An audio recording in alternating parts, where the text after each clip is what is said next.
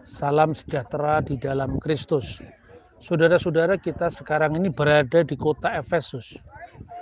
Yang kita ingat tentang Efesus adalah surat Rasul Paulus kepada jemaat di Efesus. Lalu salah satu dari 7 jemaat yang dicatat dalam kitab Wahyu, yaitu Efesus, yang dikenal sebagai Lumen Asia atau cahayanya Asia.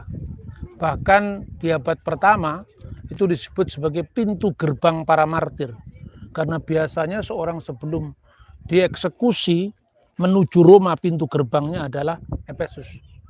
Dan yang ketiga, setelah zaman Kristen, Efesus menjadi tempat diselenggarakannya konsili oikumenis yang ketiga, ketika menghadapi ajaran etikes yang mengatakan bahwa Kristus itu Allah, ya, firman Allah yang sepenuhnya Allah.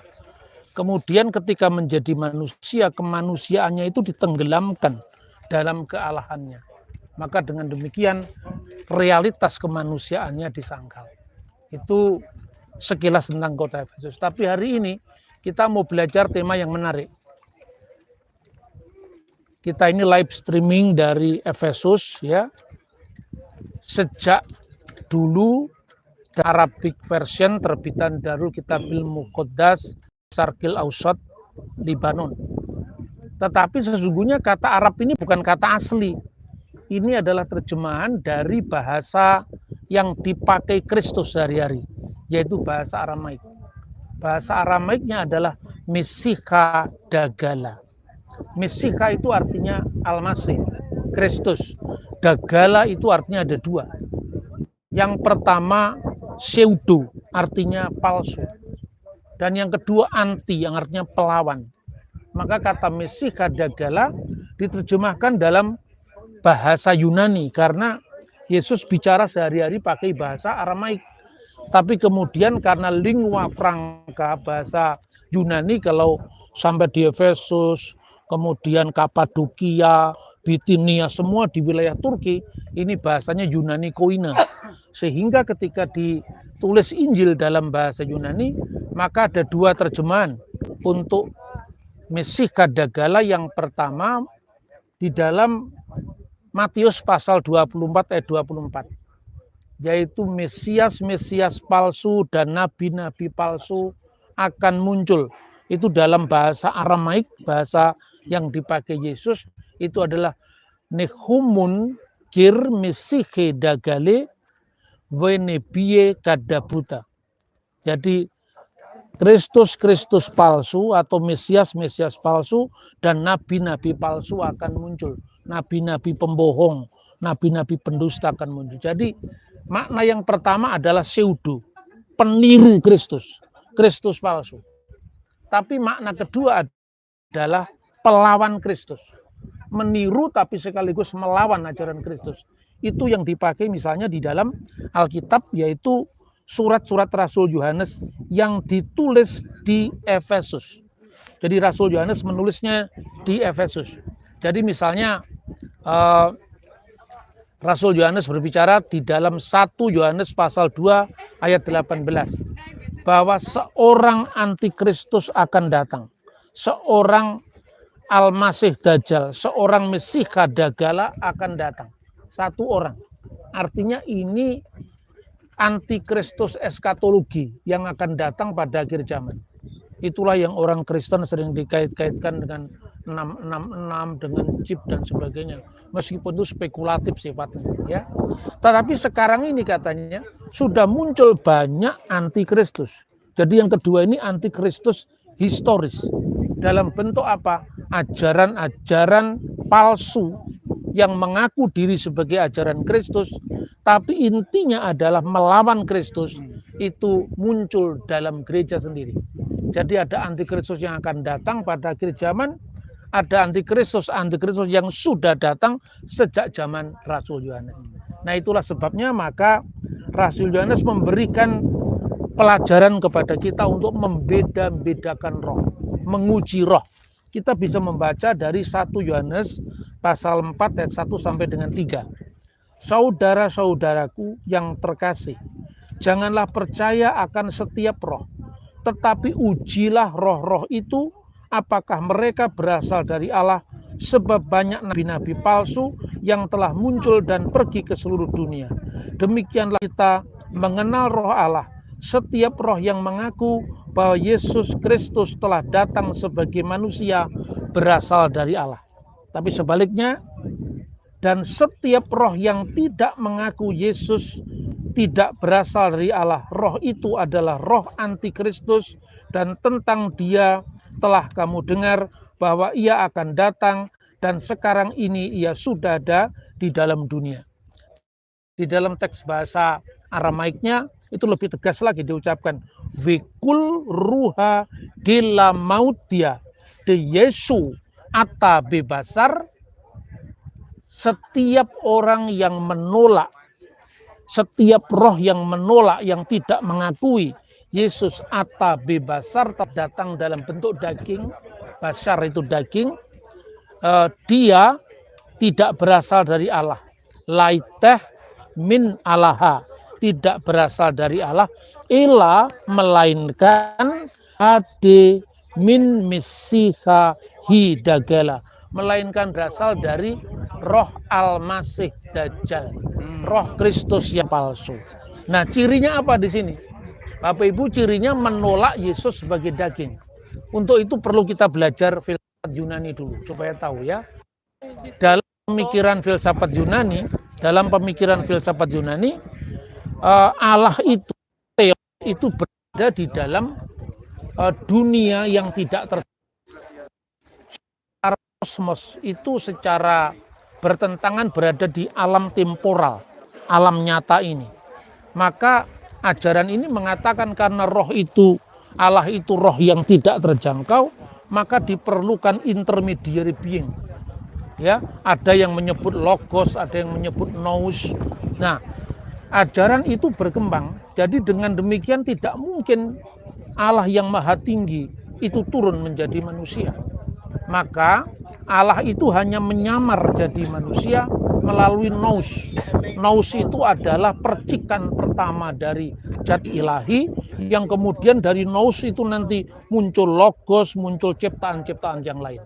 Nah, kira-kira seperti itu. Maka kemudian tidak mungkin Yesus itu menjadi manusia. Dia hanya tampaknya manusia, tapi bukan manusia. Karena Yesus itu bukan benar-benar manusia, maka tidak ada penyaliban, maka tidak ada kelahiran, maka tidak ada penderitaan Kristus. Itu yang dilawan oleh Rasul Yohanes, diteruskan oleh murid yang bernama Polikarpus, diteruskan oleh murid yang bernama Ignatius, dan akhirnya semakin hari ajaran-ajaran itu semakin menguat ketika muncul ajaran yang namanya adalah Markionisme. Karena Markion itu mengatakan begini, di ajarannya itu namanya dekotisme. Dukein itu hanya tampaknya. Jadi Yesus itu hanya tampaknya manusia, padahal dia bukan manusia. Karena tampaknya manusia, dia melihat perjanjian baru. Inilah silsilah Yesus Kristus, anak Daud, anak Abraham. Ya, Sefer Toledot Yesua Hamasiah ben David ben Abraham. Ya, tidak mungkin kalau dia bukan manusia beneran, ada silsilahnya. Hapus itu. Injil Matius ditolak oleh Markion. Lalu Injil Yohanes lebih jelas lagi. Ke holokos in pros tonteon, dan firman Allah itu bersama-sama dengan Allah, kitios in hologos, dan firman itu adalah Allah. Lalu ditekankan dalam ayat 14, ke hologos saks egeneto, firman itu telah menjadi manusia. Jadi berbeda dengan filsafat Yunani yang mengatakan bahwa logos itu bukan Allah, tetapi juga bukan manusia, tapi intermediary being. Maka dalam Injil logos itu sepenuhnya Allah, tapi sekaligus logos itu sepenuhnya manusia. Jadi ini telak sebetulnya menghantam filsafat neoplatonis.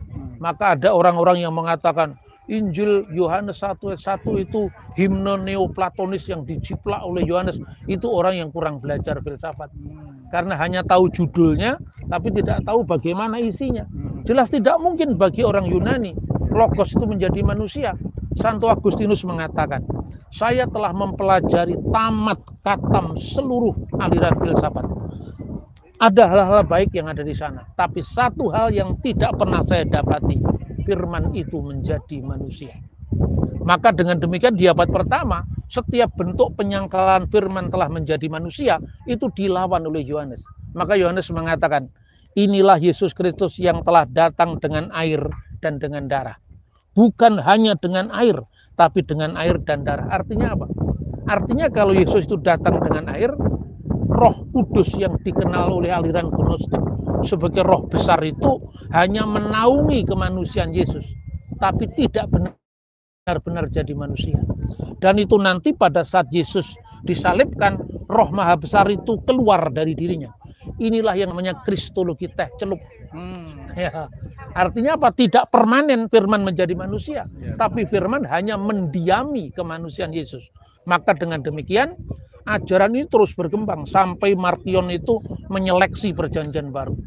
Jadi Matius ditolak, Markus ditolak, kemudian Yohanes ditolak, beberapa surat perjanjian baru ditolak, hanya diterima Injil Lukas.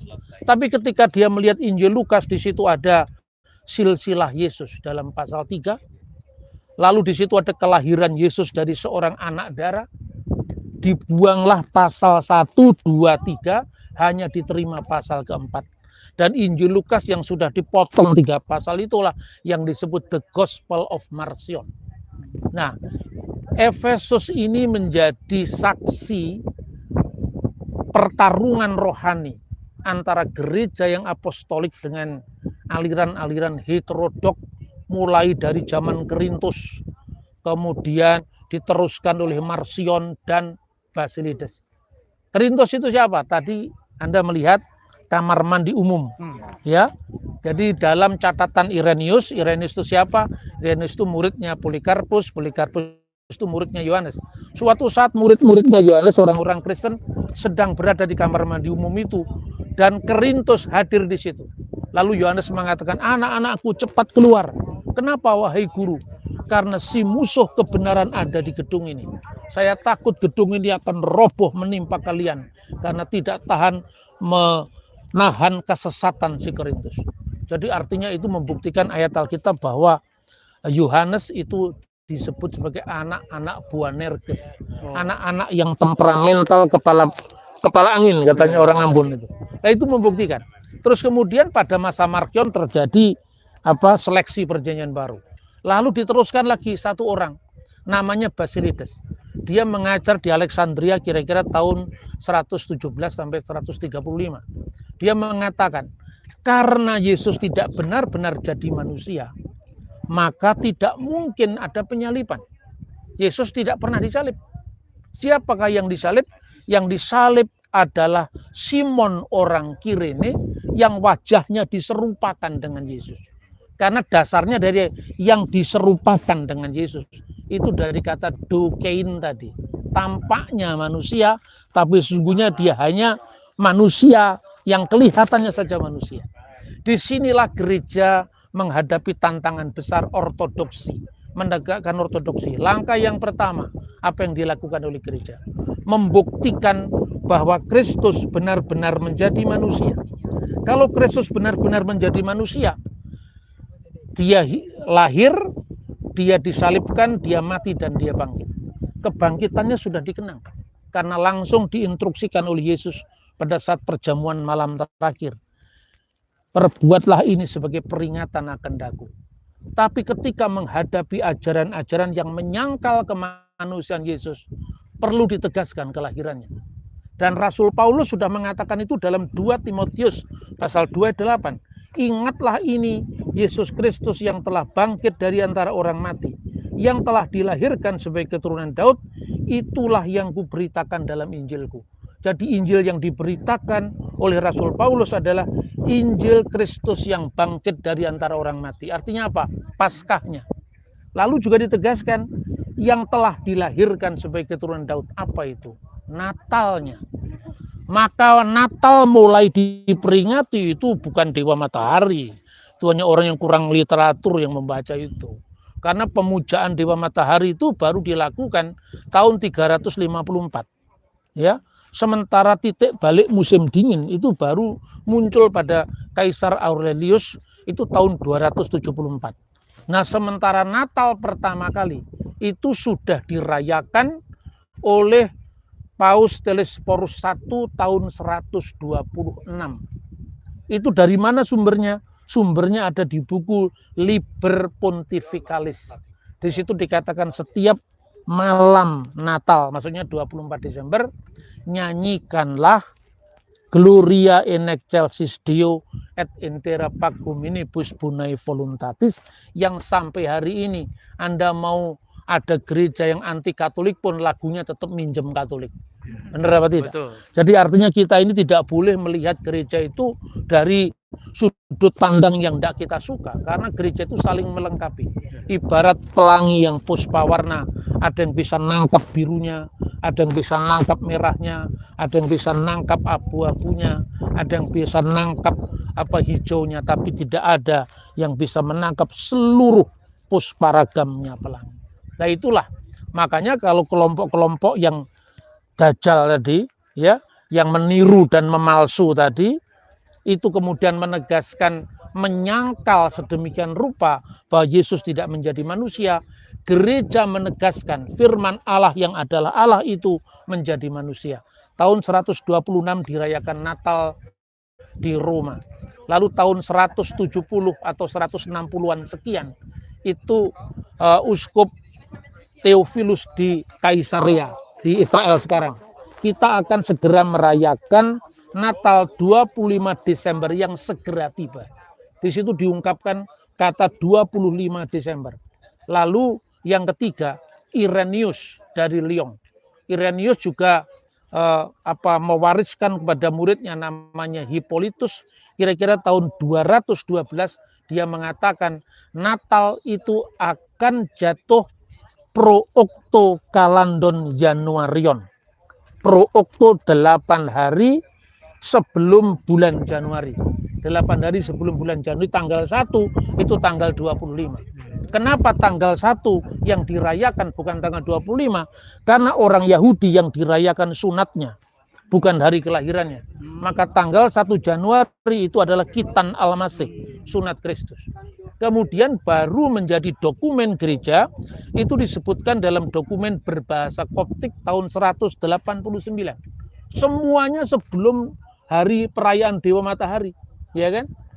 126, 160-an, atau 170, 189, dan 202. Itu menunjukkan bahwa apa? Dokumen-dokumen ini sangat kuat, ya menjelaskan tentang perayaan Natal. Karena kenapa saya jelaskan ini? Ini bulan September, sebentar lagi Oktober, November, Desember, kita memasuki bulan salah paham. Selalu setiap tahun, karena mereka setiap tahun salah paham, saya juga meluruskan kesalahpahaman, how to understand a misunderstanding dari mereka yang terus-menerus salah paham tadi. Bagaimana mereka mengerti dengan kita mengucapkan dengan by data. Nah, apa yang kita pelajari di Efesus ini menurut saya merupakan kesempatan yang luar biasa, karena ini menjadi tempat di mana menjadi saksi bisu, mulai dari Rasul Yohanes bertemu di kamar mandi dengan Korintus, ketegasan sikapnya, sampai kepada penulisan surat-surat Yohanes, ya, sampai kemudian konsili yang diadakan ketika menghadapi ajaran monofisit dari Etikas. Dengan demikian, apa yang mau kita pelajari di sini, sampai pada akhirnya kalender Natal itu ditetapkan, ya di dalam pasal 18 di Daskalia Koptik, yang dikatakan di sana bahwa ya ikhwatana tahfutu fi ayyamil a'yad itmilat Rabbina Yesus Al-Masih. Wahai saudara-saudara, tetapkanlah pada hari-hari perayaan kita, yaitu hari kelahiran Kristus, tepatnya tanggal 25 bulan Ibrani Kislev, bulan Ibrani ke-9, yang bertepatan dengan tanggal 29 bulan Koptik keempat. Jadi Timur menetapkan berdasarkan kalendernya sendiri, Barat menetapkan dalam kalendernya sendiri, tapi akhirnya sama. Artinya apa? Gereja mewarisi banyak kalender. Orang Yahudi saja, orang Eseni memiliki kalender matahari. Orang Saduki, Parisi memiliki kalender bulan. Orang Yahudi itu kalendernya antara bulan dan matahari. Itu disebut sebagai solar lunar system. Karena apa? Karena memiliki bulan ke-13 7 kali dalam 19 tahun. Nah, bagi pegawai negeri yang diingat cuman gaji ke-13. Kenapa ada bulan ke-13 yang namanya Adar Seni? Karena untuk mengkonfirmasikan selisih hari yang setiap tahunnya itu 10 sampai 11 hari. Karena kalender bulan itunya 354 hari, kalender matahari 365 hari. Belum tahun kabisat lagi. Jadi kalau saudara-saudara bayangkan bagaimana dulu Dionysius Exiguus, seorang matematikawan sekaligus seorang rahib, menghitung tahun-tahun sampai muncul namanya Anno Domini, tahun Tuhan kita. Bagaimana di Mesir menandai usainya penganiayaan dengan Anno Martiri, juga menghitung tahun-tahun. Bagaimana tahun Julian dihitung dari zaman Kaisar Julianus. Dibanding kita yang hanya memiliki satu kalender. Kalender yang kita pahami pun itu kalender revisi yang dilakukan oleh Paus Gregorius dari tahun 1582. Tapi kita sok tahu mengkritik semua sejarah gereja yang berjalan 2000 tahun. Semoga kita bisa rendah hati, mendengar, membaca, mengamati, meneliti sebelum kita mengeksekusi atau mengkritik orang lain, apalagi sejarah gereja yang sudah berjalan 2000 tahun. Akhirnya kepada teman-teman di tanah air yang setia mengikuti live streaming ini, saya mengucapkan terima kasih dan selamat terus-menerus untuk menggumuli kebenaran firman Tuhan. Tuhan memberkati kita. Shalom alaikum bisem hamasyah. Salam sejahtera di dalam Kristus. Amin.